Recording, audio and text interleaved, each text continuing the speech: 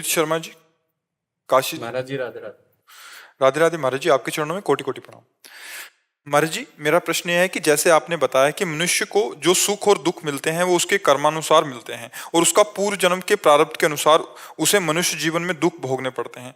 इनका भाव ये है कि महाराज जी, जैसे आप कहते हैं कि जीवन में बुरे कर्म जो करता है उसे नरक की यातनाएं भोगनी पड़ती है, तो उसे जो मनुष्य जीवन लिया तो उसने तो सारे नरक में सारे काट लिए यातनाएं, उसके बाद फिर उसको यहाँ दंड क्यों मिल रहा है? ये भाव है हमारे। जब जेल में जिसको 20 साल की सजा होती ना, उसके साथ जुर्माना भी होता है, नहीं सुना क्या? आजीवन कारागार और 5 लाख जुर्माना रखा जाता है। नरक भोगना, कारागार का जीवन भोगना है, और यहाँ जो जन्म ले वो जुर्माना भोगना है। अब कह दे यार उसको आजीवन तो जेल में बंद कर दिया और 5 लाख रुपया जुर्माना ठोक दिया, पर है ना अपना न्याय? ऐसा कानून है ना? ऐसा जुर्माना दिए होता है ना? ऐसे नरक भोगता है जाकर के भारी कष्ट, और फिर यहाँ जो छोटे मोटे घटनाएं कष्ट होती हैं वो जुर्माना भोगना है। इसलिए पाप कर्म बहुत भय प्रदान करने वाला है, डरना चाहिए, पाप कर्म नहीं करना चाहिए। अब पाप कर्म जो करता है उसको भोगना ही पड़ता है। अवश्य में भोक्तव्यम कृतम कर्म शुभाशुभम, पूरे कर्म को वहाँ भोगना होता है और जुर्माना यहाँ भोगना होता है। और ऐसे ही पुरस्कार भी मिलता है। जैसे मान लो कई ऐसे खेल हैं, कई ऐसे उत्तम कार्य हैं कि कार्य किया तो उसको बहुत तरह से सरकारी सपोर्ट मिला और सामाजिक उत्साह भी मिलता है। ऐसे स्वर्ग भोगो और इसके बाद यहाँ भी उत्तम कुलों में जन्म और बहुत प्रकाशवान। क्यों? क्योंकि उसने उत्तम कार्य किए। और अधम काम किए तो नरक भोगा, और यहाँ भी नाना प्रकार की नीच मनुष्य शरीर में होते हुए भी नीचता की जीवनी भोगना, गलित कुष्ठ है, ये है वो, नाना प्रकार के वो सब जुर्माना भोगना है। इसीलिए देख सुन करके डर जाओ और पाप कर्म मत करो। पाप कर्म करोगे तो अवश्य भोगना पड़ेगा। आप समझ रहे ना? आपको इसमें कोई संशय है? जब यहाँ की सरकार देखो 10 मिनट पाप होता है, 10 मिनट पापाचरण होता है, और पूरे जीवन जेल भोगनी होती है और उसका जुर्माना भोगना, और ज्यादा अपराध साबित हो जाए तो फांसी की सजा भी हो जाती है। तो ऐसे सजा वहां भोगो, जुर्माना यहाँ भोगो, आकर के भोगना पड़ता है। अवश्य में भोक्तव्यम कृतम कर्म शुभाशुभम। अभी कानून है, कानून के आगे किसी की चलेगी नहीं। अगर ऐसा होता कि अभी पाप किया अभी दंड मिल गया तो हम भी इसमें सपोर्ट देते हैं कि बहुत लोग सुधर जाते। नहीं सुधर जाते कि देखो ये पाप किया और ये दंड मिला, ये भाई ये नहीं करना। लेकिन ऐसा नहीं होता। पाप कर्म अभी होता है, कानून विरुद्ध आचरण अभी होता है, और 10वें वर्ष मुकदमा चलता रहता है, और फिर जाकर के उसको सजा, किसी किसी की तो सजा की इतला तो पहले ही भोग लेता है, वो बाद में निर्णय होता है, फिर उसे आजीवन कारावास मिलता है। तो पापों का कर्म अवश्य भोगना पड़ता है। इसलिए डरे जैसी हरिवंश नरक गति दुर्भर, यम द्वारे कटियत नख छीके। बोले यम द्वार में बहुत ही सूक्ष्मता से हिसाब किया जाता है। अच्छा, वहां पूछना नहीं होता, मन में चित्रगुप्त बैठे हुए हैं। तुम जो सोचा कर्म वो रेखा खींची, और जहां सोचकर क्रिया की तो चित्र सहित गुप्त रूप से वो लिख लेते।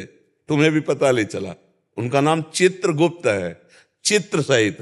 अब आप देखो, जब आपको कोई चीज क्लेश दे रही हो तो देखना आपके सामने सीन चल रही होगी, वो तुम्हारी सीन भरी हुई है अंदर, और हृदय जल रहा है, हृदय जल रहा है उसका, उसको, और कोई चीज आनंद, बहुत कृपा हुई, देखो वहां गए वहां गए, वो चित्र सहित सीन भरी हुई है, अच्छी और बुरी। 1 सेकंड में वहां हिसाब हो जाता है।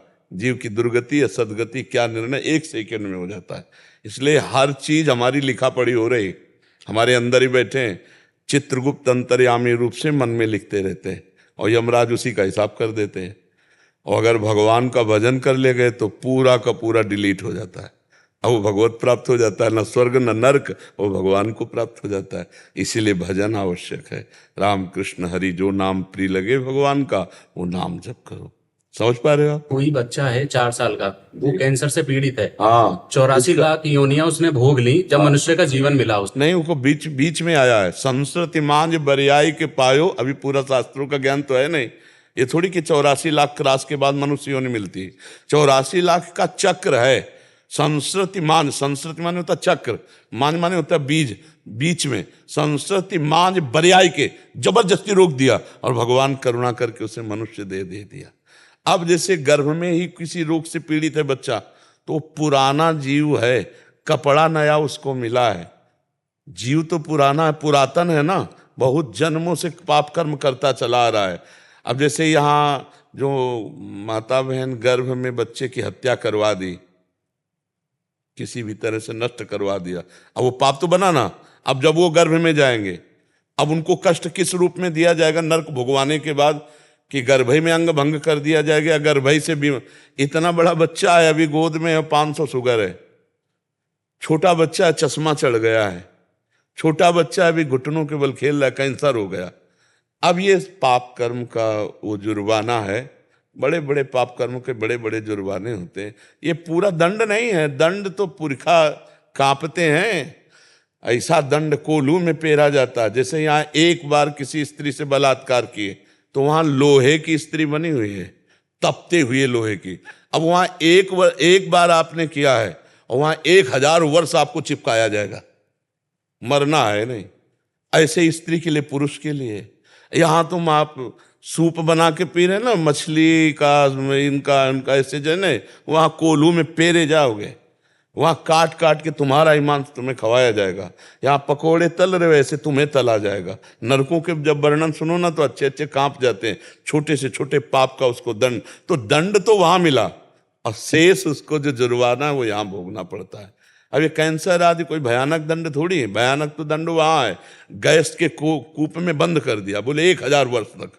मरना है नहीं, 1000 वर्ष तक प्रतिपल मरेगा, मरना है नहीं, पर प्रतिपल मृत्यु का उसको कष्ट होगा। फेंक दिया सालमली नरक में, ऐसे तलवार जैसे काटे, अब चुभ के, अब उसमें 1000 वर्ष फरे तड़पड़ाता रहेगा, मरना है नहीं, वो है दंड। अब यहाँ है कि भाई कोई अंग में कोई कांटा घुस गया, वो है जुर्माना। तो हम कर्मों के जाल को समझ नहीं पाते हैं, और कभी कभी हम भगवान को भी दोष देने लगते हैं। बका भगवान का निर्णय बिल्कुल प्योर निर्णय है, कहीं भी किसी भी तरह का उसमें कोई मिलावट नहीं है, और वो ठीक निर्णय उनका है। इसीलिए हम सबसे प्रार्थना करते हैं, होश में हो जाओ, किसी भी जीव को जो कष्ट दोगे वो तुम्हें। एक मांडव्य ऋषि की कथा आपने सुनी है? मांडव ऋषि बहुत बड़े महात्मा हुए, तो वो अपने आश्रम में हाथ उठाकर, दोनों हाथ ऐसे उठाकर मंत्र जाप करते हुए समाधिस्थ खड़े थे। कुछ लोग राज कर्मचारी पीछा किए हुए थे चोरों का, वो उनके आश्रम में घुस गए बचने के लिए। अब वहां चोर माल सहित पकड़े गए, तो उन्होंने समझा महात्मा ड्रामा कर रहा है। अब महात्मा को भी साथ में बंदी बना लिया, और अभी वो होश में ही नहीं है, समाधिस्थ है। तो राजा ने उनको आदेश किया, जाओ इनको सूली की सजा में चढ़ा दो। और सूली की सजा पहले होती थी भाले जैसी, और ऐसे ऊंचे से ले जाकर छोड़ दिया, और गुदा द्वार में घुसती थी वो। इतनी घुसी और तड़पड़ा करके मरता था, कोई 8 घंटे में, कोई 20 घंटे में, कोई 30 घंटे में। अब जब महात्मा के सूली घुसी तो उनको चेतना आई, तो लगा पद्मासन, उसी सूली में बैठ गए। अब दूसरे तीसरे दिन जब जो अपराधियों को सूली की सजा मिली, तो पुराने वाले उतार दिए जाते थे 100। जब वहां गए तो सब तो मरे थे, महात्मा पद्मासन। बहु भाग के बताया जाके कि कोई महात्मा, तो वो राजा आए, प्रणाम किया और कहा, महाराज जी मुझे नहीं पता था कि आप निर्दोष हैं और मेरे से गलती हो गई, क्षमा।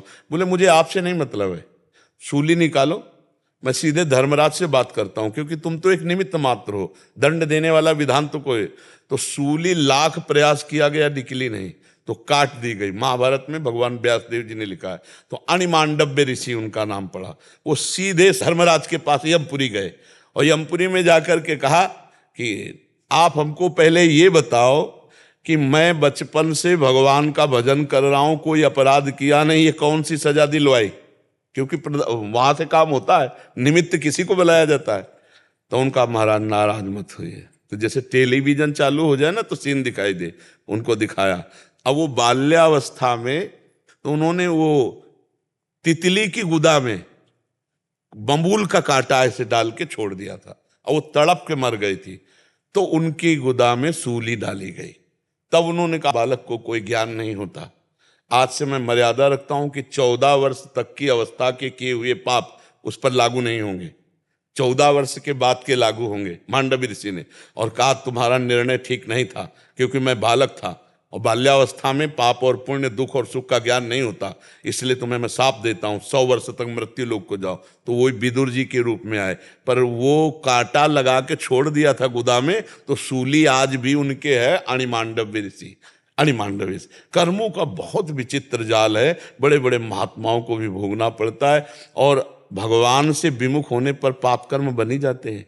अगर हर समय हम नाम जप करें, भगवान का चिंतन करें, तब तो हमारी बुद्धि शुद्ध रहेगी, और हर समय नाम जप करना बहुत कठिन है। संसार के दृश्य ऐसे है, संसार के खेल ऐसे है कि वो एकदम घसीट लेते, हम भूल जाते हैं भगवान को, और भगवान को भूले तो कहा हनुमंत विपत्ति प्रभु सोई, जब तो सुमिरन भजन में कहीं ना कहीं माया फंसा लेगी, कोई ना कोई पाप बन जाएगा।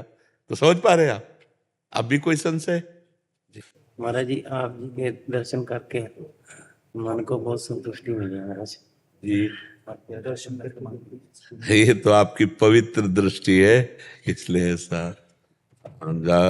जिसकी जैसी दृष्टि होती है वैसा उसको अनुभव होता है। संतों की पवित्र दृष्टि होती है तो उसी पवित्र दृष्टि से उनके हृदय में शीतलता जाती। ये हमारी महिमा नहीं, ये आपकी दृष्टि की महिमा है। जाकी रही भावना जैसी, प्रभु मूरत देखी तिन तैसी। अपनी भावना से देखते ना, भगवान श्री कृष्ण को जब दुर्योधन देखता था तो जलन होती थी उसको, और जबकि भगवान सच्चिदानंद में तो दृष्टि का सारा खेल है। हाँ, सृष्टि में दृष्टि का खेल है। हमारी जैसी किसी की ब्रह्म दृष्टि है, किसी की भगवत दृष्टि है, और किसी की सांसारिक दृष्टि है। तो जो जैसी दृष्टि से होता है वैसा उसको अनुभव होता है। तो ये आपकी पवित्र दृष्टि, इसलिए आपको ऐसा अनुभव हो रहा है जी। संतोष यादव जी दिल्ली से। राधे राधे महाराज जी। महाराज जी, सत्यनारायण की मूल कथा क्या है? जो हम सुनते हैं वो तो 5 अध्याय में 5 भक्तों की कथा का उदाहरण दिया जाता है कि उन्होंने कथा सुनी और उनका उद्धार हुआ। भगवान सत्यनारायण की श्रीमद् भागवत पुराण, श्री शिव पुराण, श्री अम्बा पुराण, जितने 18 पुराण हैं ये भगवान की कथा है। उसमें महात्म सुनाया गया है। जो 5 अध्याय महात्म सुनाया गया ना, और महात्म सुना कहा जाता है जो इस कथा को सुनेगा वो भगवान को प्राप्त होगा। तो भगवान सत्य है, भगवान नारायण है, तो सत्य और नारायण की जितने पुराण सब उन्हीं की कथा है। वही देवी रूप हैं, वही शिव रूप हैं, वही गरुड़ पुराण हैं, वही नाना प्रकार की जो भगवान की कथाएं उन्हीं की हैं। वो घर गृहस्थी में इतना टाइम नहीं कि पूरा पुराण सुने, तो महात्मा सुन के शालिग्राम भगवान को स्नान करवा के चरणामृत पंजीरी बट जाती। कथा है 18 पुराण, जितने 18 पुराणों भगवान की कथा है। जिन भगवान से प्रेम वो सब सत्य है, वो सब नारायण है। कोई भी कथा भगवान की, चाहे श्रीमद् भागवत पुराण सुन लो, चाहे शिव पुराण सुन लो, चाहे गणेश पुराण सुन लो, चाहे अम्बा पुराण, देवी भागवत सुन लो, ये सब भगवान की ही कथाएं हैं। उनमें तो गांव में महात्मा सुना देते हैं। 5 अध्याय सुना, शंख बोले, सत्यनारायण की कथा हुई। वास्तविक सत्यनारायण की कथा नहीं, सत्यनारायण की कथा का महात्म्य हुआ। कथा तो महापुराणों में स्थित है। भगवान के श्री कृष्ण जी के चरित्र सुनो, श्री विष्णु जी के चरित्र सुनो, श्री हरि के और भी अवतार, रामचरित्र हैं, भगवान के और भी लीलाएं, वाराह चरित्र, नरसिंह चरित्र, ये सब सत्यनारायण के ही चरित्र हैं। समझ पा रहे आप जी? चिराग गर्ग जी। राधा वल्लभ श्री हरिवंश। श्री हरिवंश महाराज जी, आपके चरणों में कोटि कोटि प्रणाम। महाराज जी, क्या भजन मार्ग गुरुदेव पिछले जन्म के पुण्य कर्म से मिलता है या सिर्फ भगवत कृपा से? गुरुदेव की प्राप्ति, भजन मार्ग की प्राप्ति, धाम की प्राप्ति, मानव देह की प्राप्ति, ये सब कृपा से मिलती है। कबहू ककरि करुणा नर देही, देत ईश बिनु हेतु सनेही। कभी भगवान करुणा करके बिना हेतु के हमें मनुष्य शरीर देते हैं। तो मनुष्य शरीर भी ये भगवान की कृपा का प्रतीक है, भगवान की कृपा से ही मिला है। अच्छा, अब जैसे धाम है तो श्री राधिका कृपा बिनु सबके मनन अगम, धाम भी भगवत कृपा से मिलता है। संत अब मोहि भा भरोस हनुमंता, बिनु हरि कृपा मिले नहीं संता। नाम बोले हरिवंश कृपा, हरिवंश कहाएं, हरिवंश कहाएं, हरिवंश लाएं। तो कृपा से ये सब प्राप्त हो रहा है। हाँ, पुण्य बल से ये जरूर होता है कि हमको कृपा वायु में सहयोग मिल जाता है। जैसे प्रवाह के साथ अगर हम चलें तो ज़्यादा तीव्र चल सकते हैं, और प्रवाह के उल्टा चलें तो फिर बड़ी कठिनता पड़ेगी। तो हमारे अगर सुकृत हैं पूर्व के तो हमें और सहयोग मिलता है, हमारी पवित्र बुद्धि पकड़ती चली जाती है।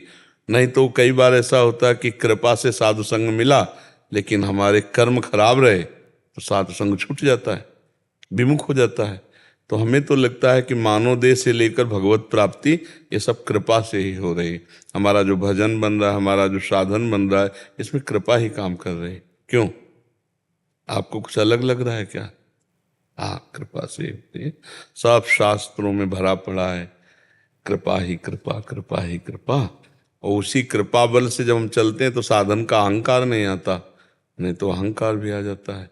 जिनको वृंदा विपिन है कृपा तिन्ह की होए, वृंदावन में तबे तो रान पाइए सोए। ध्रुवदास जी कह रहे सबय अंग गुणहीन हो, ताको यतन न कोई, एक किशोरी कृपा ते जो कछ होए सोए। जगह जगह कृपा का वर्णन है, और कृपा का यही स्वरूप है कि जो आदेश उपदेश होता है उसमें हम अपने जीवन को, अगर हम उसके विपरीत जीवन को चलाएंगे तो कृपा की अवहेलना होगी। पूर्व में हमारे ऐसे कोई पुण्य नहीं रहे कि हमके सौभाग्य मिलता, ये भगवान की कृपा से हमें मिल रहा है। हमको यही मानना है, भगवान की कृपा से मिल रहा है। भावना जी। राधा वल्लभ सिंह हरिवंश। राधा वल्लभ सिंह हरिवंश महाराज जी, इनका भी गृहस्थी के संबंध में ही है। कह रहे कि महाराज जी पिछले 2 वर्षों से आपका सत्संग सुन रहे हैं और आपके द्वारा बताई गई नियमावली के का भी अनुसरण करने का प्रयास कर रहे हैं। महाराज जी कह रहे हैं कि गृहस्थ धर्म में आपके अनुसार चलते हुए हर कार्य को भगवत अर्पित तो कर रही हूँ, परंतु जब तक कोई काम या कार्य पूरा नहीं होता तो उसका बार बार चिंतन नाम जप और मंत्र जप में व्यवधान उत्पन्न करता है। इससे पार पाने के लिए मेरा मार्गदर्शन करें। देखो, सैकड़ों कार्य गृहस्थी में, कोई एक कार्य नहीं है, और सब कार्य हमारे मनोनुकूल हो जाए ऐसा संभव नहीं है। जो भगवान जिनके पुत्र बने आकर, उनको भी संभव नहीं हुआ तो अपने तो भजन कर रहे हैं। दशरथ जी सोच रहे थे कि कल प्रातःकाल रघुनाथ जी का राज्याभिषेक कर देंगे, नहीं हुआ। समय की तैयारी बन गई, तापस वेश विशेष उदासी, 14 वर्ष राम वनवासी। तो हमको ये तैयारी रखनी कि हर कामनाएं हमारी पूर्ण भी नहीं हो सकती, और जो पूर्ण हो जाती हैं तो भगवान की सेवा में ही लगना है। अपूर्ण है तो वो भी भगवान के चरणों में समर्पित करना है। तो हम अगर किसी कार्य के विषय में चिंतन कर रहे हैं तो हम उसे भगवत सेवा ही मानेंगे, हम उसे भगवत भजन समझना है। भगवान अर्जुन जी को नहीं कह रहे, अपने धर्म के अनुसार प्राप्त हुए कर्तव्य को भगवान ने पूजा बताया है। जैसे छात्र धर्म में बहुत भी विनती की उनसे कि भाई 5 गाँव दे दो, जब नहीं दे रहे, कहा बिना युद्ध के हमें एक सुई की नोक भर नहीं देंगे, तो भगवान ने कहा तथास्तु, तो ऐसा ही होगा। तो अर्जुन को फिर युद्ध धर्म में लगाया। तो हम किसी भी कार्य में घबराएं नहीं, किसी कार्य को सांसारिक न समझें, सब भगवान का कार्य समझकर। हाँ, जो अपनी वासना की पूर्ति के लिए पापाचरण है उसमें थोड़ा समझना है कि हमारी कामनाओं की पूर्ति के लिए भगवान ने हमें गृहस्थ धर्म में एक सीमा बना दी है, उस सीमा को ना उल्लंघन करें। अगर ऐसे फिर वो भगत नहीं हो तो पाखंडी आदमी है, जो सीमा का उल्लंघन करके अब उसका क्या वर्णन करे, उसको समझो। जो सीमाएं गृहस्थी की एक बना दी गई हैं उसका उल्लंघन करके फिर पापाचरण हो तो पाखंड, वो भगवत प्राप्ति क्या हो तो नरक जाएगा। धर्म से चलने के लिए यदि हम मान लो रसोई में हमें क्या क्या बनाना है, हमें चिंतन करना पड़ेगा। अगर हम एकाग्र नहीं रहेंगे तो रसोई सही नहीं बनेगी। रसोई सही बनेगी तो ठाकुर जी का भोग लगेगा, परिवार के रूप में ठाकुर जी अच्छा स्वादिष्ट भोजन पाएंगे, तो भजन ही तो बन गया। अब एक किसान आदमी अपनी खेती के विषय में चिंतन नहीं करेगा, एक ऑफिस में बैठा हुआ अगर वो अपने ऑफिस के सारे कार्य चिंतन नहीं करेगा तो कार्य होगा ही नहीं। बिना एकाग्रता के कोई कार्य होगा नहीं, और वो एकाग्रता से किया हुआ कार्य भगवान को हम समर्पित कर देते हैं, उसमें हमें कोई परेशानी नहीं होती। आपका क्या कथन है? आपका कहने का मतलब कि जब तक जैसे कोई कार्य ले लिया कि मकान बनना है, हाँ, फिर मकान का चिंतन होता रहेगा क्या बनना तो है। वही हम कह रहे हैं, बिना चिंतन के कोई भी कार्य नहीं हो सकता। पहले हमारे दिमाग में चिंतन में आता है तो कार्य भी तो भगवान का है, भगवान का ही कार्य मान। अच्छा, अभी हम आपको कह दें ये पैसा लो, ये लो और तुम ये कार्य करो, तो तुम बड़ी खुशी से बनाओगे। क्यों? आपसे कोई बोले गुरु सेवा में है तो पूरे को गुरु सेवा, भगवत सेवा क्यों नहीं मान लेते? अब जैसे हम किसी आदमी को भेजे, जाओ दिल्ली जाओ, हमारी श्री जी के लिए ये पोशाक लाओ, तो आप बड़ी खुशी से जाएंगे। आप जाकर के अब आपसे कोई कहे कि आप दिल्ली आए, अरे सौभाग्य है, गुरु सेवा में आया हूं, तो पूरी सेवा मानो ना। नाथ सकल संपदा तुम्हारी, मैं सेवक समेत सुतनारी। अब पूरी सेवा भगवान की है तो हर समय आनंदित रहोगे। मैं भगवत सेवा में हूं। कल एक गृहस्थ आए थे, बड़ा सुंदर भाव था उनका। जब आपसे सुना कि तन मन प्राण सब कुछ समर्पित कर देना चाहिए, तो बोले हमारा दिमाग गया कि मकान भी भगवान को हमने दिया। तो बोले अब हम हर महीने मकान का किराया देंगे। हम किराएदार हैं, जो जैसे हम उसने मकान को किराए में लेते तो कितने का लेते, तो उसी अनुपात से हम पैसा निकालेंगे किराए के और वो भगवान की सेवा में लगाएंगे। जो व्यापार है वो भगवान का, जो मकान है वो भगवान का, और हम नौकर। तो बोले अब उनकी सोच है जैसे भगवान को मकान भी दे दे तो हम भी तो भगवान के नौकर हैं, तो भगवान के दिए मकान में रहते, किराया देने की जरूरत क्या है। पर उनकी सोच है तो अच्छी सोच है कि चलो इसी बहाने 5-10 हजार रुपया निकाले और संत सेवा, भगवंत सेवा, गौ सेवा में लगा दिए। तो बस गृहस्थी में ये जो बात है ये जरूर होनी चाहिए। ये जरूर होनी चाहिए कि 2-4-6 महीने में किसी न किसी एक धर्म स्थान में, तीर्थ स्थान में जाना चाहिए और कुछ 100-200-500 रुपये वहाँ खर्चा करके आना चाहिए। किसी का खाना पीना नहीं चाहिए और अपनी गृहस्थी के सारे कार्यों को भगवान का समझना चाहिए। किसी भी कार्य में हमारा जब मन लग रहा है तभी हमारा कार्य पूरा होगा। अब 1 घंटे हमने एक बार भी नाम नहीं जप किया मान लो, और हम बराबर कार्य में रत रहे, तो वो कार्य भगवान को जब अर्पित कर देंगे तो वो भी भागवत धर्म हो जाएगा। अब जैसे गृहस्थी में कह दिया जाता है कि भाई गृहस्थी में बहुत कार्य हैं, तो तुम गृहस्थी में कितने लोग होगे? 5 लोग होगे, 10 लोग होगे? हम हजारों की संख्या में हैं। हमारा परिवार है। घर से तो हम अकेले भागे, लेकिन यहां जब आए तो परिवार नहीं है। आप सोचो 200-250-300 सफेद पोशाक में और 250-300 पीली पोशाक में, बच्चा बच्ची सब पूरा। अभी जैसे हम निश्चिंत हैं, हमें कोई चिंता नहीं है। क्यों? क्योंकि भगवान, हम अपने कर्तव्य का पालन कर रहे हैं और भगवान ने कहा योगक्षेमम वहाम्यम, वो अपने आप सब कर रहे हैं। सबकी व्यवस्था कर रहे हैं, सबकी भोजन व्यवस्था हो रही, सबकी व्यवस्था हो रही। कोई आगे से आगे भगवान व्यवस्था कर रहे हैं। आपको गृहस्थ में हो 4-5 लोग हो, आपको है कि आप ऐसे से, तो आप भी निश्चिंत रहो ना। तुम्हारी छोटी गृहस्थी हमारी बड़ी गृहस्थी, हमारी गृहस्थी में तो आप भी हो गए ना। आप भी तो हमारी गृहस्थी के हमारे बच्चे हो। तो अब हम आपको श्री जी का मानते हैं, इसलिए हमें भार नहीं है।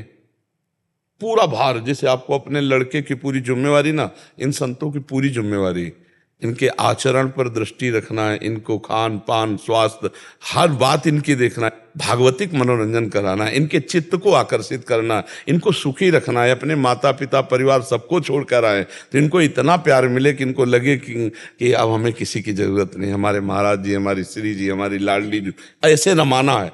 तो कितना बड़ा परिवार है। तो हम विक्षिप्त थोड़ी, हम चिंतित थोड़ी है। क्यों? क्योंकि भगवान का परिवार है, ये भगवान के जन है। हमारी सेवा है, हम अपनी सेवा का पालन कर रहे हैं, तो भगवान अपनी तरफ से हर व्यवस्था की है। जब हम अकेले थे तो मांग के खाते, नहीं मांगा तो 2-2 3-3 दिन भूखे रहते थे। आज जब इतने लोग हैं तो एक दिन भी कोई भूखा नहीं है, क्योंकि भगवान देख रहे हैं।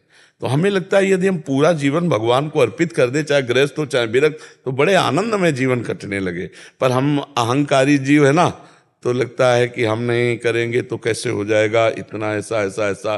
तो करवाएंगे भगवान आपसे ही सब, क्योंकि आप गृहस्थ धर्म में, पर भगवान की सामर्थ्य से आपसे हो रहा है। आप भरोसे पे तो हो जाओ, बहुत बढ़िया व्यवस्था भगवान की चलती है, ये हम देख रहे हैं। अपने अहंकार से तो परेशानी हो सकती है, लेकिन भगवान के भरोसे पे कभी परेशानी नहीं देखा। भगवान का ऐसा किसी से मांगना नहीं। एक लड़का हो तो देखो कितनी व्यवस्था, मंजन है, ये है, वो सब छोटी मोटी चीज से लेके बड़ी चीज और सबकी चल रही है। और कभी ऐसा नहीं हुआ कि इस महीने का बिजली का बिल कैसे भरा जाए, भगवान सब दे रहे हैं। तो हम जो गृहस्थी को अपना मानकर अहंकार से तब हम परेशान हो जाते हैं। हम सब छोड़ा तो हमको क्या मिला? यही तो समाज मिली, इसी की तो सेवा कर रहे हैं, वही आप भी कर रहे हो। आप अपनी मान के कर रहे हो कि इस घर के अंदर 5 लोग जो हैं वो केवल मेरे हैं, और हम पूरे विश्व को अपना घर मान करके कर रहे हैं। जो आया वो सब हमारा परिवार, सब हमारा घर, और सबका भरण पोषण आनंद भगवान अपने आप पूरे ब्रह्मांड का कर रहे हैं। हम केवल अहंकार के बस परेशान हो रहे हैं, एक घर के पालन पोषण में, एक घर की चिंता में हम परेशान हो रहे हैं। राधा वल्लभ श्री हरिवंश महाराज जी, महाराज जी मैं पेशे से अध्यापिका हूँ। मेरा मन सदैव नकारात्मक विचारों से भरा रहता है। मेरे मन में ये भय रहता है कि मेरे द्वारा किसी छात्र या छात्रा के साथ कुछ गलत आचरण ना हो जाए। इस भय से मैं विद्यालय भी नहीं जा पा रही। नहीं ऐसा नहीं, ऐसा नकारात्मक सोचेंगे किसका है?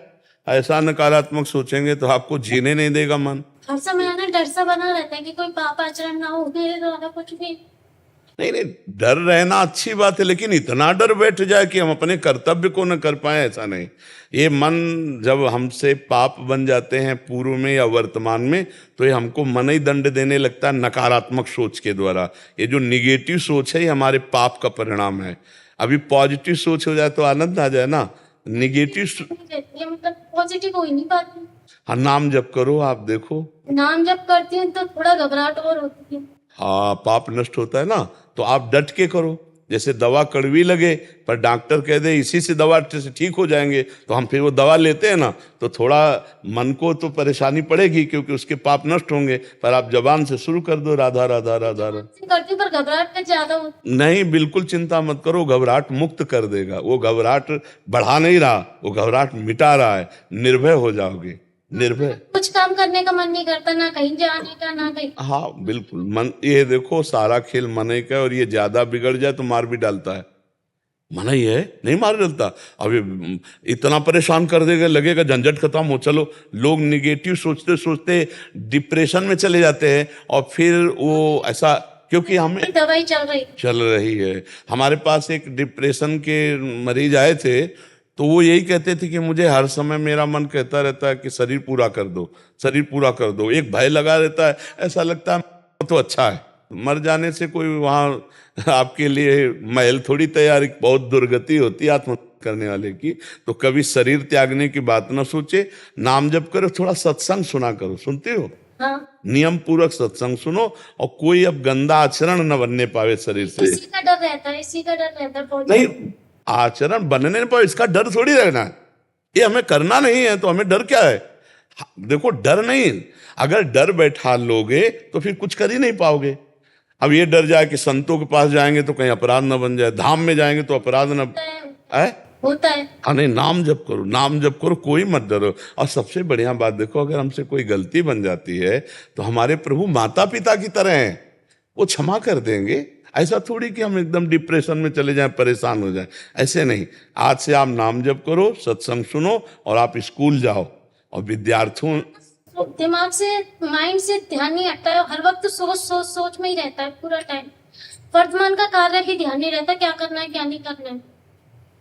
ऐसा तो नहीं है, ऐसा नहीं। आप बिल्कुल उसको निगेटिव में ले गए, आप बिल्कुल नहीं, अब ऐसा नहीं। ऐसा आप यहाँ हमारे पास आई हो तो आप हम सभ्यता से बात कर रहे हो ना हमसे, आप कोई गलत तो बात नहीं कर रहे हो ना, तो आपका बुद्धि काम कर रही ना। आप संत समागम में आए, आप उसे निगेटिव क्यों ले रहे हो? आप स्कूल जाइए, आप बच्चों को प्यार से, जैसे अपने बच्चे ऐसे पढ़ाए। अपने बच्चे होते तो क्या डर लगता क्या? आप पराए बच्चे मान रहे हो इसलिए डर रहे हो। टीचर को चाहिए कि अपने विद्यार्थियों को अपने बेटे के समान देखे। जैसे अपना बेटा उद्दंड है या सौम्य है, हम बर्ताव तो प्रेम का ही करेंगे। तो टीचर और गुरु एक ही बात है ना। अंग्रेजी में उसे टीचर कहते हैं, हमारी शास्त्रीय भाषा में उसे गुरु कहते हैं, और अपनी जो विद्यालय की भाषा है अध्यापक कहते हैं। गुरु, अध्यापक, टीचर एक ही बात है, वो माता पिता के समान होता है। वो हमारे अंदर, हम तो प्रणाम करते हैं। अगर उन्होंने हमको काखा गागा ना सिखाया होता तो आज हम शास्त्र का जो ज्ञान प्राप्त किए वो नहीं प्राप्त कर पाते। तो टीचर एक भगवान का स्वरूप है। आप माता पिता के भाव से अपने बच्चों को पढ़ाइए जाकर, डरिए मत। और जितना एकांत रहेंगे उतने आपको परेशानी करेगा। तो दिक्कत ये, मेरा एकांत बहुत ज्यादा हो जाता है वहाँ। अब दिक्कत हटाओ, जब एकांत बैठो, सत्संग और कोई काम करो, घर के भी कार्य करो, पोछा लगाना, सोने लगाना, रसोई बनाना, बड़े बूढ़ों की सेवा, मन को लगाओ। अगर इन्हें लगाओगे तो बहुत बदमाश है, ये उल्टा फंसाता चला जाएगा। फुर्सत नहीं मिलनी चाहिए। हम इसीलिए काफी टाइम होगा, 9th क्लास से चल रही है दवाई। दवाइयाँ तो ऐसे ना मत सुलझ जाओ, दवाई की जरूरत नहीं पड़ेगी। तो ऐसा क्या करूं, मतलब सोचना हट जाए मेरा। हम कहे सोचो राधा राधा राधा, सोच लगाओ तो इसको। ये एक भूत है मन। एक शिष्य ने गुरुजी से मंत्र लेकर के भूत को सिद्ध किया, तो भूत ने कहा हमें काम बताओ। तो उसने काम बता दिया, वो 2 मिनट में कर दिया। इसके बाद का काम नहीं बताओगे तो उठा के पटक देंगे हमको। अब वो गुरुजी के पास गया, बोले गुरुजी आपने जो मंत्र बताया था भूत सिद्ध हुआ। अब वो कह रहा अगर काम नहीं बताओगे तो पटक देंगे, तो क्या करें? बोले एक बांस खड़ा कर दो और भूत से कहो इसी में चढ़ो उतरो, और जब काम होगा तो बता देंगे, नहीं तुम्हारा काम यही इसी में चढ़ो। तो जो और काम हो तो करो, नहीं राधा नाम में चढ़ाओ इसे, राधा राधा, बढ़िया आनंद आने लगेगा। हमारी बात मानो, उसे काटो मत कि नहीं नहीं ऐसा नहीं होता। आप राधा लिखना आता है, देखो राधा लिखो अपने दिमाग में। गौरव शर्मा जी। राधा वल्लभ श्री हरिवंश गुरु जी। श्री हरिवंश महाराज जी। महाराज जी, मैं पिछले 1 साल से आपका सत्संग सुन रहा हूँ और आपकी आज्ञा के अनुसार नाम जप ही कर रहा हूँ और हर महीने धाम भी आ रहा हूँ। श्री जी कृपा से मेरा चयन विशेष शिक्षक के पद पर हुआ है गुरुदेव। वहाँ मेरा कार्य प्राथमिक कक्षाओं के विभिन्न विकलांग छात्रों को पढ़ाना और स्वयं सहायता कौशल के बारे में उनको सहायता प्रदान करना है। गुरुदेव, मैं अपने इस कर्तव्यों को किस प्रकार पूरा करूँ? बच्चों को पहले संसारिक तो पढ़ाई- ये सावधानी रखने की हमें ऐसे वचन नहीं साबित करने कि उनको हेयता का भाव आए, तो हम उनको विकलांग ना कह के अगर दिव्यांग कहेंगे तो और अच्छा रहेगा। विकलांग शब्द से एक हेयता प्रकट होती है, नहीं, वो हेयता उनके हृदय में उनको कमजोर कर देगी। तो हम पहले शब्दों का और ऐसे शब्द बोले जिससे उनके हृदय में उत्साह प्रकट हो। प्रोत्साहन बहुत बड़ी शक्ति होती है। जैसे कोई कितना भी बड़ा मरीज हो, अगर डॉक्टर बोले ना कुछ नहीं, ऐसे आप जैसे कितनों को ठीक कर दिया, आप ठीक हो जाएंगे, इस वचन से उसको बल मिलता है। ऐसे हम प्रथम उनका उत्साहवर्धन करें कि अंगविहीन होना एक कोई हानि का विषय नहीं। अगर हमारा दिमाग स्वस्थ है तो हम सब कुछ कर सकते हैं। शरीर का अस्वस्थ होना और माइंड का स्वस्थ होना ये बहुत आवश्यक है। और शरीर अस्वस्थ तो माइंड भी अस्वस्थ तब तो चला गया, और शरीर स्वस्थ तो माइंड अस्वस्थ तो वो नष्ट हो जाएगा। क्योंकि अस्वस्थ का मतलब काम क्रोध लोभ मोह मद मत्सर ये सबसे बड़े रोग हैं। अगर हमारा दिमाग विषयी है, भोगी है, कामी है, पापाचरण करने वाला है, तो शरीर स्वस्थ होते हुए भी आज नहीं तो कल आप दंड भोगेंगे। यहाँ भी दंड भोगेंगे, वहां भी दंड भोगेंगे। अगर हमारा दिमाग स्वस्थ रहे तो आपका काम है दिमाग स्वस्थ करना। जो मान लो आप इस पद पे जा रहे हैं कि आप उनको, तो आप उनके दिमाग की स्वस्थता की तरफ ध्यान दें। आप खुद नाम जप करें, उनको नाम जप करने की प्रेरणा करें, उनको उत्साह वर्धन करें, और विकार मुक्त करने के लिए सत्संग। अगर काम क्रोध लोभ मोह मद मत्सर ये विकार कम किए जा सके तो किसी को भी सुख प्रदान किया जा सकता है। नहीं तो चाहे जितना धनी हो, चाहे जितना स्वस्थ शरीर हो, ये जो विषयी पुरुष हैं, दूसरों के प्रति भोग दृष्टि रखने वाले, इनकी पक्का दुर्गति होगी। और पक्का चिंता शोक भय उद्विग्नता और मृत्यु ये इनके दिमाग में छाए रहेंगे। चिंता भय शोक उद्विग्नता ये बना ही रहेगा, इसलिए उनको व्यसन करना पड़ता है। तो हम व्यभिचार दोष से अपनी समाज को जितना मुक्त कर पाएंगे उतने ही हमारी समाज सुखी रहेगी। और ये बहुत जोर से बढ़ रहा है, आप देखो ना कितनी जोर से बढ़ रहा है। Boyfriend girlfriend live in relation, ये क्या क्या गंदे विचार बढ़ रहे हैं। इस तो किसी को भी आप, ये थोड़ी कि केवल आप उन दिव्यांगों को ही उपदेश देंगे, कोई भी अगर आपके सानिध्य में आए तो आप सत्संगी हैं, आप खुद नाम जप करें और सत्संग को ध्यान से सुने और दूसरों को विकार मुक्त करने की प्रेरणा दें। विकार मुक्त जितना स्वस्थ माइंड बहुत जरूरी है, बहुत जरूरी। और अब इस समय माइंड ही अस्वस्थ हो रहा है, दिमाग ही अस्वस्थ हो रहा है। काम क्रोध लोभ मोह मद मत्सर ये सबके दिमागों में कीड़े की तरह घुसकर सबको गिरा दे रहे। चाहे जितना स्वच्छ साफ हम बाहर से हों, वो अंदर से अगर हम दूसरी माताओं बहनों के प्रति भोग दृष्टि रखते हैं, दूसरे के धन हड़पने की बात रखते हैं, गंदे व्यसन करते हैं, गंदे आचरण करते हैं, तो वो गंदा है। बाहर से स्वच्छ होना कोई स्वच्छ नहीं, हृदय से स्वच्छ होना है। भगवान किसको पसंद करते हैं? निर्मल जन मन सो मोहि पावा, मोहि कपट छल छिद्र न भावा। मुझे लगता है विकार रहित किया जाए अपने समाज को तो बहुत ज़्यादा लाभ मिलेगा। आधुनिक पढ़ाई विकारों को नहीं गिरा सकती, विकारों को गिराने के लिए आध्यात्मिक पढ़ाई चाहिए, महापुरुषों के पावन चरित्र चाहिए, ब्रह्मचर्य चाहिए, खान पान पवित्र चाहिए, भगवत स्मरण चाहिए, सद्भावना चाहिए। इसी से हम अपने समाज को आगे बढ़ा सकते हैं, चाहे कोई भी हो, कहीं भी हो। अगर हम ऐसा कर पावे तो भगवान का कृपापात्र बनने में देर नहीं लगेगी, और भगवान जिस पर कृपा करते हैं वो सर्व आनंद को प्राप्त होता है। समझ पा रहे हो आप? बालकृष्ण गौतम जी। जी हाँ। और श्री हरिवंश महाराज जी। महाराज जी, आपके चरणों में कोटि कोटि प्रणाम। गुरुदेव, मैं एक पोशाक की दुकान पर काम करता हूँ और आपके द्वारा दिए गए प्रवचनों को सुनता हूँ और राधा नाम जप करता हूँ। दुकान पर सामान खरीदने के लिए जब ग्राहक आते हैं उस वक्त मेरा नाम जप रुक जाता है। उस समय मुझे बहुत क्रोध आता है, कभी कभी लगता है कि ये नौकरी छोड़ दूं। किसका? नहीं नहीं नहीं, ऐसा नहीं सोचते। ग्राहक रूप में भगवान आए हैं। जब तुम व्यापार में बैठे हो तो व्यापार रूपी पूजा में बैठे हो। ग्राहक से उचित मुनाफा लेकर के प्रिय वार्ता करो। आधा घंटा उसने तुमसे कपड़े देखे, एक भी कपड़ा नहीं लिया, चला गया, तुम्हें गुस्सा नहीं होना। भगवान इस रूप में आकर हमसे ये सेवा ली और वो कर्म आधा घंटे का भगवान को समर्पित कर दिया, वो भी भजन बन गया। भजन को समझना होगा। नाम जब हमारा अगर रुक जाता है तो हम सामने ग्राहक में भगवत बुद्धि करते हैं और उस क्रिया को भगवान को समर्पित कर देते हैं, तो जो नाम जब से हमें भगवत आनंद मिलना था वो इस क्रिया से मिल जाएगा, कर्म समर्पण से मिल जाएगा। ग्राहक के प्रति गुस्सा होए तो नाम जप का फल आपको फिर कैसे प्राप्त हो पाएगा?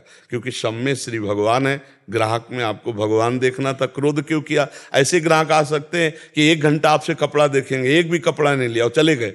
अब आपको गुस्सा नहीं लगेगा कि 1 घंटा नाम छूटा, हमसे बार बार कपड़ा देखता रहा, एक और अंदर गाली देने का मन है? नहीं नहीं, अध्यात्म ऐसा नहीं कहता। अध्यात्म कहता है ग्राहक के रूप में भगवान आए और ये व्यापार मेरी पूजा है। अगर उस समय वो आधा घंटा हमसे सेवा लेता और एक भी कपड़ा नहीं लेता तो हम उसे भगवत स्वरूप मानकर उस कर्म को भगवान को समर्पित कर देते हैं और ग्राहक के ऊपर नाराज नहीं होते।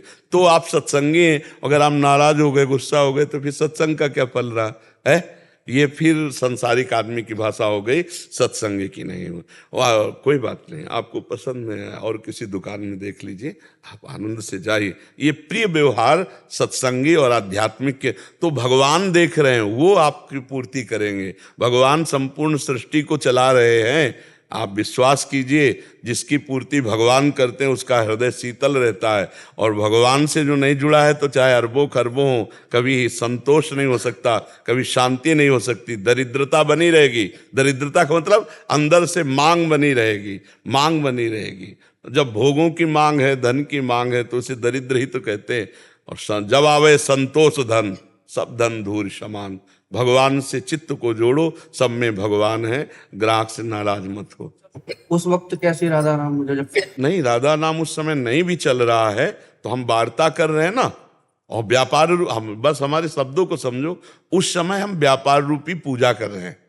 जैसे हम आरती गा रहे हैं भगवान की, तो भगवान के लिए गा रहे हैं ना, ऐसे हम भगवान के लिए वार्ता कर रहे हैं। ये कपड़ा इतने मीटर का है, इसमें इतने मीटर, इतने रुपए का है, ये इतने का है, इसकी क्वालिटी ये है। और हम उचित मुनाफे पे आए हुए ग्राहक रूपी भगवान को प्रसन्न करके कपड़ा दे देते, हमारी पूजा हो गई। वो नहीं लेता तो भी हमारी पूजा हो गई। उस समय राधा नाम छूटना नहीं माना जाएगा, क्योंकि आप व्यापार रूपी क्रिया। जैसे कोई ऑफिस में है, अब 1 घंटे उसे एकाग्रता पूर्वक ऑफिस का काम करना है। बैंक में है, वो अगर थोड़ा भी चूक करेगा तो लाखों का इधर उधर हो सकता है। तो वो पूरा एकाग्र उस समय नाम जप नहीं कर पा रहा, तो वो सेवा भजन ही माना जाएगा। जब यत करोसी, वो कर्म भगवान को समर्पित कर दिया जाए। इसीलिए युद्ध जैसी सेवा को भी भगवान ने भजन कहा है। अर्जुन से युद्ध रूपी सेवा, क्योंकि उस समय छात्र धर्म के अनुसार सामने युद्ध आया हुआ है। जी देवेंद्र जी। श्री हरिवंश। गुरुदेव, आपके चरणों में कोटि कोटि प्रणाम। गुरुदेव, मैं 108 एम्बुलेंस जो होती है उसमें इमरजेंसी मेडिकल टेक्नीशियन हूँ। कभी कभी महाराज जी ऐसा केस आता है कि हमें उनको मना करना पड़ता है, क्योंकि मैं उस समय दूसरे केस में व्यस्त होता हूँ। इसकी वजह से उस मरीज को दूर का एम्बुलेंस मिलता है, जो कभी कभी मरीज के पास पहुंचने तक मरीज मृत्यु हो जाती है। महाराज जी, इसमें मेरा दोष तो नहीं, या मुझे पाप तो नहीं लगेगा?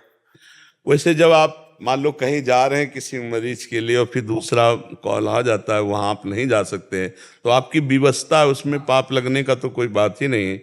हाँ, आप खड़े हैं, आप फ्री हैं और फिर आप मना कर देते हैं, तो ये मानव धर्म के भी अनुसार नहीं। फिर परहित भावना, परम धर्म, भगवत धर्म तो बात ही जाने दो। मानव धर्म भी यही कहता है कि यदि हमारे अंदर सामर्थ्य है और समय है तो हम दूसरे का सहयोग करें। लेकिन उस समय आप अगर कहीं जा रहे हैं, किसी की रक्षा है तो जा रहे हैं ना, कोई बीमार होगा, किसी का एक्सीडेंट हुआ होगा, तभी आपको फोन होगा, और जब आप उसके लिए जा रहे हैं और उसी समय दूसरा आ जाता है तो आप असमर्थ हैं।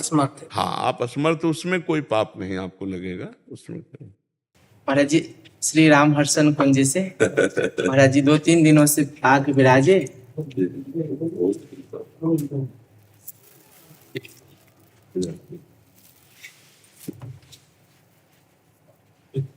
कह तो रहे थे 2-3 दिनों से, लेकिन रात्रि में महाराज जी घूस में रबड़ी खिलाए।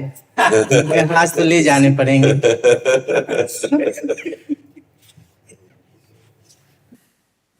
श्री जी का प्रसाद।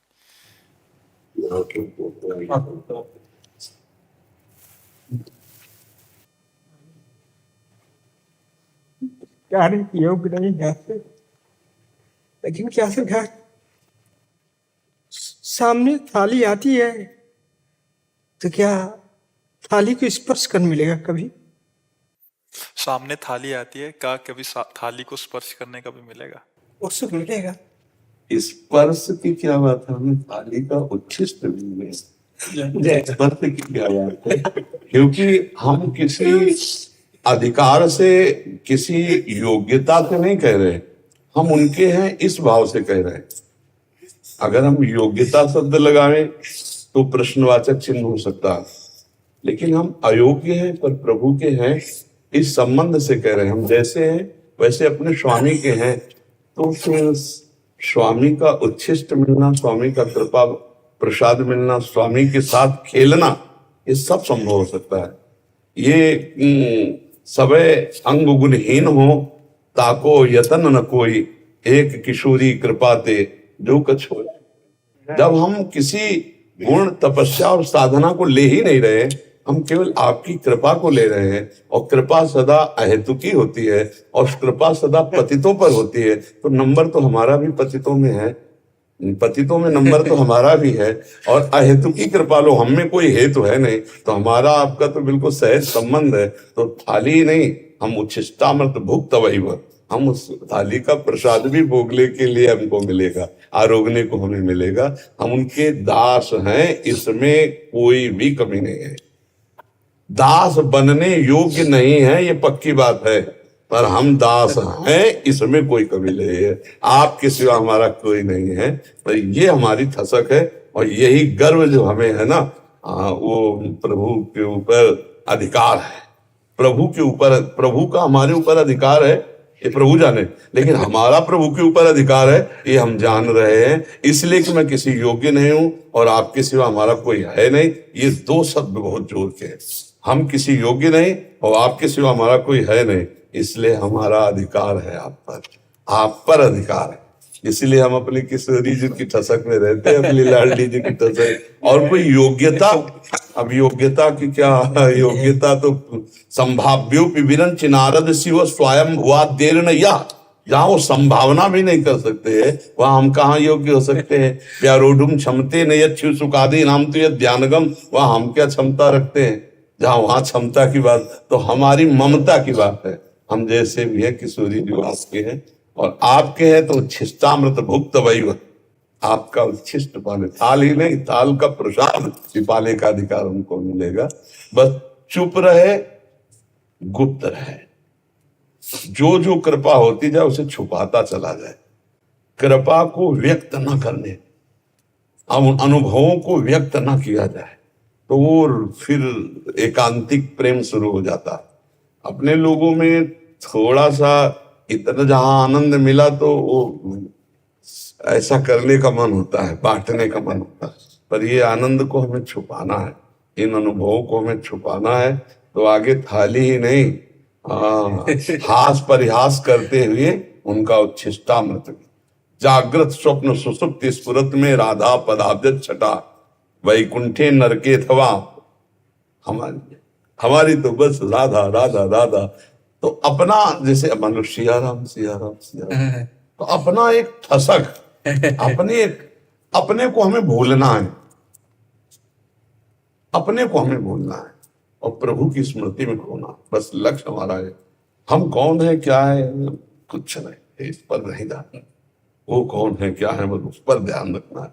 जब भरत जी अपने पर देखते हैं तो कदम रुकने लगते हैं, और जब राम जी पर देखते हैं तो कदम चल पड़ते हैं। तो हमें राम जी की तरफ देखना जिससे हमारे कदम चलते रहे उनके, हम अपनी तरफ देखेंगे तो रुक जाएंगे, उनके लायक नहीं।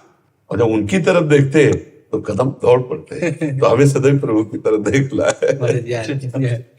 बहुत करुणा होती है जब आप संतों के दर्शन करवाते हैं। निवेदन कर सकता हूँ, जी जैसे बच्चे हमारे देश का भविष्य है, जी अब इनको हम पढ़ाने के लिए अपने देश में मतलब अनुमति नहीं है, तो इसके लिए आप जैसे महापुरुष का कोई वाक्य। उसे, और हम तो ये चाहते हैं कि चाहे 100 बच्चों का ये थोड़ा थोड़ा गुरुकुल खुले और आध्यात्मिक और ये लौकिकी शिक्षा ये दोनों दी जाए, आध्यात्मिक शिक्षा भी दी जाए और लौकिकी शिक्षा भी दी जाए। हम ये चाहते हैं कि हम पर कलिकाल है, अगर 5 को पढ़ा पाओगे तो ये 500 को संभाल देंगे, अगर 5 को संभाल दिया ना तो ये 500 को संभाल देंगे। जितना हमारे में बल है प्रभु के द्वारा दिया हुआ उतना हम करें। नहीं, पवित्र भाव से इनको वैदिक शिक्षा और आधुनिक शिक्षा दोनों शिक्षाएं दी जाए। आधुनिक शिक्षा भी आवश्यक है और वैदिक शिक्षा भी आवश्यक है। दोनों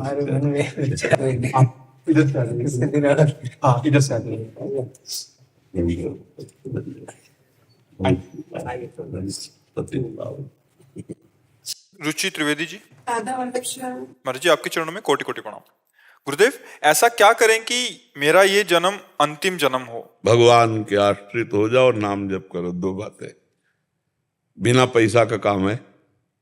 भगवान के अंदर से आश्रित हो जाओ और नाम जप करो। इस जन्म में निश्चित भगवत प्राप्ति, अकाट्य विनिश्चितम बदामिते नान्यथा वचांस में हरिम भजन्ते नरा भवसागर तरन्ते थे। खूब नाम जप करो और अंदर से भगवान के आश्रित हो जाओ। 1 रुपया नहीं लगा, भगवत प्राप्ति हो गई। किसका प्रश्न है? अंदर से भगवान के आश्रित हो जाओ और नाम जप करो, बिल्कुल सरल भाषा में। और जो कर्तव्य कर्म कर रहे हो भगवान को समर्पित कर दो। बार बार शास्त्रों में वही बात आती है। अगर आज सत्संग जो सुना हो, भगवान पृथु जी अपनी प्रजा को समझा रहे हैं, शनकादि जी महाराज पृथु को उपदेश कर रहे हैं। सर्वलोक महेश्वर भगवान श्री हरि का निरंतर भजन, किसी की निंदा न करना, सहज में भगवत प्राप्ति हो जाएगी। जो भगवान की चर्चा सुनते हैं, आज सुना कि एक है कि यज्ञ में हवन करता है और एक है कि भक्तों के मुख में डालता है, संतों को पवाता है। तो भगवान कहते हैं मैं संतों के मुख से, जो भक्तों के मुख से पाता हूँ, मैं बहुत प्रसन्न हो जाता हूँ। तो अगर हम बन जाए हमसे, वही हम कह रहे हैं कि 4 रोटी में से 1 रोटी संत को पवा दिया। गृहस्थ में है, भगवान का नाम जप कर रहे हैं, अपने परिवार का पोषण कर रहे हैं, भगवान उसी में प्रसन्न हो गए। देखो, अधर्म का अगर पैसा कमा के तो उसका कोई महत्व नहीं, और धर्म से अगर 1 रुपया दे दिए ना, और 1 रुपया का नमक ला करके दाल में डाल दिया गया, तो सैकड़ों संत पाए ना, सैकड़ों संत सेवा हो गई 1 रुपया में। 1 रुपया में बढ़िया सेवा हो गई। और बेईमानी करके गंदा पैसा आप दो और वो बुद्धि भ्रष्ट करे तो अपराध हो गया, संतों का भजन छूट जाएगा। तो गृहस्थी में अपने कर्तव्य का पालन करते हुए, भगवान के आश्रित होकर नाम जप करते हुए भगवत प्राप्ति सहज है। ये हम सब शास्त्रों की बात कह रहे हैं। भगवान की प्राप्ति के लिए इस जन्म में हमारा आखिरी जन्म हो, हर श्वास नाम जप करो और हृदय से भगवान के आश्रित हो जाओ, हो गया काम। अब फिर जीना है तो फिर कथा भागवत ये सब बिल्कुल सार बात है। राधा राधा राधा राधा और हे लाडली जू मैं आपकी, इसी से भगवत प्राप्ति हो जाएगी। भगवान संबंध देखते। एक जगन्नाथ जी के सेवक थे जो अंग सेवी, अब वो गलत संग से वैश्यागामी हो गए, वैश्या का संसर्ग करने लगे। तो आपस में सब जितने पार्षद थे सब एकत्रित हुए और उनको बुलाया और कहा या तो जगन्नाथ जी को पकड़ो, वैश्या छोड़ो, और या जगन्नाथ जी को छोड़ो, वैश्या के पास जाओ। दोनों एक साथ नहीं हो सकते। उन्होंने कहा जगन्नाथ जी को हम छोड़ देते हैं, तो भगवान की लीला ऐसी। तो जब वो शरीर उनका पूरा हुआ, पूरे चरित्र के हम सारांश में होता है। तो जगन्नाथ जी ने अपने निजी पार्षद से कहा उनका अंतिम संस्कार ऐसे करो जैसे हमारे पार्षदों को होता है। तो उनका प्रभु तो वैश्या का संग करके आपको छोड़ दिया था, तो बोले थे उनका स्वभाव है, छोड़ सकते, मेरा स्वभाव नहीं। मैंने एक बार जिसे स्वीकार कर लिया उसे छोड़ता नहीं। वो मेरा सेवक था, कहीं भी चला जाए उसका, ये भगवान का उसी स्वभाव से हम लोग कहते हैं कि भगवान का आश्रय ले लो और नाम जप करो, भगवान कल्याण कर देंगे। मन वचन कर्म से एक से भी भगवान से जुड़ जाए तो भगवान उसका कल्याण कर देते हैं। अजामिल ने अपने पुत्र के बहाने नारायण बुलाया तो भगवत प्राप्ति हो गई। हम जानबूझकर नारायण नारायण बुलाएंगे तो भगवत प्राप्ति नहीं हो जाएगी। राम राम हरि हरि हरि तो और सब मंगल होने लगता है। भगवान का नाम जप करने से सब मंगल, सब कुछ सहने की सामर्थ्य आ जाती है। भगवान से जुड़ना मंगल भवन अमंगलहारी, अमंगल का नाश हो जाता है जी। रितेश त्रिवेदी जी। जय जय श्री हरिवंश। श्री हरिवंश महाराज जी, आपके चरणों में कोटि कोटि प्रणाम। गुरुदेव, क्या मेरा ये जीवन परिवार की सेवा में ही निकल जाएगा? आपकी आज्ञानुसार ग्रस्त जीवन का निर्वाह तो परिवार सेवा भी तो भगवान की सेवा, अगर ऐसा मान लेते हैं तो परेशानी क्या है? नाम जप करते हैं और भगवान की आराधना में, घर में ठाकुर जी तो विराजमान हैं, और परिवार की सेवा को भगवान की सेवा मान लेते हैं, तो उसी से भगवत प्राप्ति हो जाएगी। कभी कभी वृंदावन आ गए और कभी कभी ऐसा किया करो कि जैसे गृहस्थ में है, तो अगर हमारे पास 100 रुपये हैं, हम देखते हैं कि 95 रुपये हमारे गृहस्थ में खर्चा हो जाएंगे और 5 रुपये हम निकाल सकते हैं, तो उनको निकाल लेना चाहिए। एक कुछ जगह रखनी चाहिए, 5 रुपये निकाल के रख दिया 100 में। और जब कभी हम धाम आए तो संत सेवा, गौ सेवा, भगवत सेवा ये कर दी, तो गृहस्थी के द्वारा शोधन धन्य प्रथम गति जाकी। वो धन धन्य है जो प्रथम गति। अपनी जब 20 रोटी बनी तो 2 रोटी निकाल ली, एक में कौआ पक्षियों को दे दिया, एक गाय को दे दिया। बाहर खड़े होके देखा कोई अतिथि कोई संत ने। तो गृहस्थी में यही धर्म से भगवत प्राप्ति हो जाती है। उससे कुछ निकाल लिया, और भाई इकट्ठे गृहस्थी में निकाल के लगाना हो तो धनी पुरुषों का कार्य है, लेकिन सबके पास ही अगर ऐसी सामर्थ्य ना हो तो 100 में 1 रुपया निकालता चला जाए तो एक दिन 100 रुपया हो जाएगा। तो 100 रुपया के अगर हम एक गाय को भी भरपेट भोजन पवा दिए तो हो गया, काफी है। गरीब आदमी के द्वारा थोड़ा भी किया हुआ धर्म महान फल देने वाला होता है, क्योंकि धर्म पूर्वक धन कमाता है। तो थोड़ा निकालना चाहिए उससे अपनी सामर्थ्य के अनुसार, और फिर तीर्थों में धर्म क्षेत्रों में जाकर उसका सदुपयोग कर देना चाहिए। जैसे भोजन पवा दिया, किसी को वस्त्र दे दिए, ऐसे पशु पक्षियों को पवा दिया, तो उससे गृहस्थ धर्म में कुछ जैसे पापाचरण भी हो जाते हैं तो उनका भी नाश हो जाता है। तीर्थ याटन करना चाहिए, भगवत धामों की यात्रा करनी चाहिए। पहले ऐसा था कि चौथी अवस्था में सब त्याग कर वन चले जाते थे, अब वन रहे कहाँ गए? अब वो व्यवस्था थोड़ी रहेगी कि हम वनवास कर रहे हैं उस तरह का, कहीं नहीं रह गया। अरे कहीं नहीं रह गया। आप देखो जितने धर्म क्षेत्र हैं सब जगह बढ़िया VIP व्यवस्था वाले, अब वो थोड़ी रह गई कि पर्णकुटी छा करके उसमें, ऐसे कहाँ रह सकते हो? तो हमें लगता है कि धर्म क्षेत्रों में कभी कभी चला जाए, 2-4 दिन रहे और अपने परिवार का पोषण करे, नाम जप करे, और 4 रोटी में से एक टुकड़ा भी निकाल कर किसी जीव को दे दे तो वही हो गया, बहुत है। गृहस्थी में ज़्यादा दान पुण्य की बात नहीं, अपने परिवार का पोषण करो और जो 10 रुपया बचे तो वही गौ सेवा संत सेवा में लगा दे, हो गया। समझ पा रहे? हाँ, भागने की जरूरत नहीं, भगवान हर जगह है। गृहस्थी में, पत्नी पुत्र में, माता पिता में, परिवार में भी तो भगवान है, और उनका पोषण करने की आपको जिम्मेवारी है। तो भगवान की सेवा छोड़कर भागो तो फिर वो बात नहीं है। उनका पोषण करो। यही जैसे तुम्हें माता पिता ने इतना सयाना किया, ऐसे तुम अपने पुत्रों को शयाना करके उनको व्यापार रोजगार आदि नौकरी आदि दो, और अपने माता पिता का अगर विराजमान है तो पूर्ण भगवत भाव से सेवा करो। फिर पति पत्नी दोनों मिलकर के महीना 15 दिन धाम वास किया, वहाँ वास किया, नाम जप किया, भगवत प्राप्ति के मार्ग में चल रहे। क्यों? समझ पा रहे हो? तो इसमें हमें पश्चाताप नहीं होगा कि हम गृहस्थी में रहकर जीवन बर्बाद कर दिए। बर्बाद नहीं है, वो भी भगवान की सेवा है। अगर वो ना करे तो फिर बर्बाद है। पापाचरण करे तो बाबा जी बन के पापाचरण हो सकता है, धाम में आकर भी तो पापाचरण हो सकता है। इधर उधर निंदा करो, पापाचरण करो तो नरक जाओगे। धर्म से चले तो गृहस्थी में रहते हुए भी भगवत प्राप्ति है। ठीक है।